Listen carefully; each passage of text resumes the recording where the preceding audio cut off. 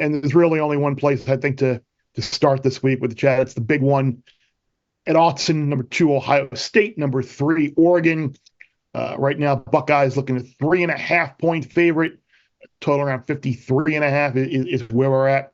It's really interesting because Ohio State used to be a kind of a cinch in these types of games, but they've lost 4 of their last 6 against top 5 opponents, rather, or top 10 opponents, rather. 14-3 in their previous 17. If they lose on Saturday, it will be the first time since 08-09.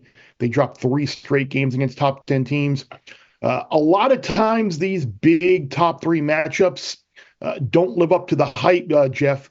11 of the last 17 regular season top 3 meetings have been decided by double digits. So are we going to have a double-digit result here, or was this one actually going to live up to the hype and be a close one? I figured I'd start with you because I figured we'd let you empty the chamber before Sammy and Will chime in, and we could just react off of you.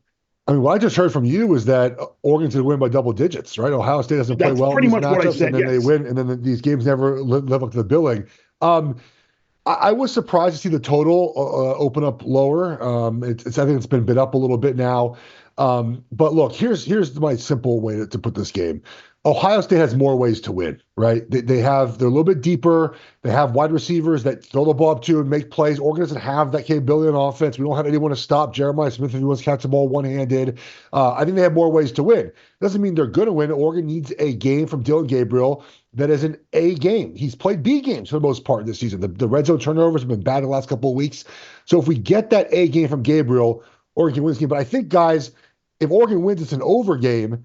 If Ohio State wins, it can be an under game, right? It just sort of swallows up Oregon's offensive line, which has been better the last 3 weeks. The one thing I will say is that Oregon's defensive line is really good. I feel like that's being a little bit excused because of what happened with Genty 4 weeks ago now in Eugene. He had 3 explosive runs in that game that counted for like 70% of his runs. Otherwise, we did fine against them. So I'm excited for this one. Oregon has to win a high-scoring game, and Gabriel has to play an A effort, an A game to win this one. Yeah, I like the under. I just think it's I don't know if it's a square approach, but kind of handicapping 101 where you have 2 teams at their first big test.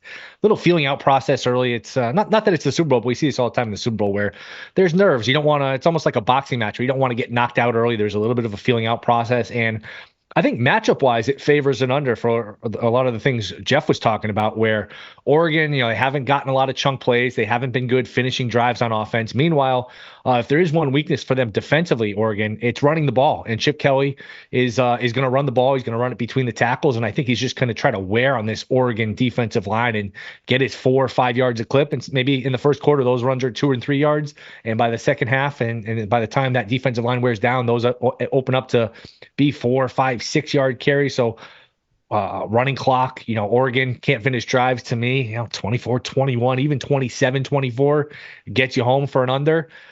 I think it's a field goal game. During the summer, if you gave me like a pick 'em, I would have picked Oregon. Now that it's 3.5, I should definitely be on Oregon. I don't know, Sammy. I can't quite get there with this Oregon team, even though I think the plus side, taking the points is the right way to go. I can't get there. I can't believe this total has shot all the way up to 54 at some places. I mean, that's a big number for 2 defenses that are pretty solid, especially in the trenches. You can make a case for obviously either side. We talked about this with Bama and Georgia, and that game could have gone either way. This game could go either way. I think the matchup or the player that I'm most excited to watch in this game is Caleb Downs, the free safety for Oregon, or for Ohio State, excuse me. I'm all over the place because all these guys keep transferring to different schools. But could they not have used Caleb Downs at Alabama against Vandy? That was the missing piece. You needed a safety to get in and make plays inside the box, and the lack of safety play at Alabama cost them against Vanderbilt. Well, that won't be an issue for Ohio State. So I look at the secondary, especially, Ransom and Downs being able to come in, stop the run. You get a couple punts in this game, guys, especially a field flipper punt where you get one of these teams pinned inside the 10 or inside the 5. It's going to slow the entire game down.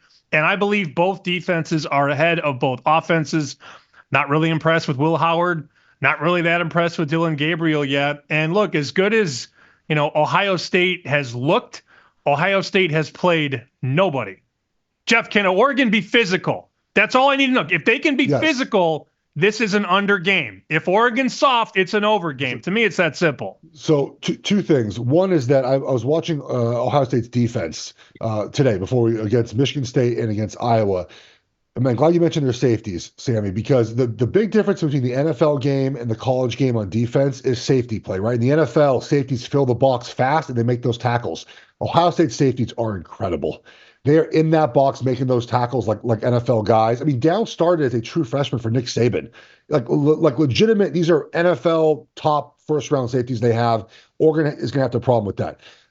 So the physical question you asked, my problem with Oregon over the years and my trepidation with picking them in some of these games has been, I don't think our defensive line has been good enough to play against big dog offensive lines over the years. And we've seen that, right? We've seen us lose games to Ohio State in the title game, LSU, and like all these sort of times when we've been sort of run over, right? This is the first game, Sammy, I felt maybe in a long time, maybe forever, that we actually can compete up front on our defense. Our defense line is really good. It's a high havoc rate. Harmon leads the country in pressures. Caldwell's good. Like, we have a legitimate defensive line, and it's about 8 deep. We rotate guys in. It's really good. Throughout the Boise State game, it was a weird, awkward game.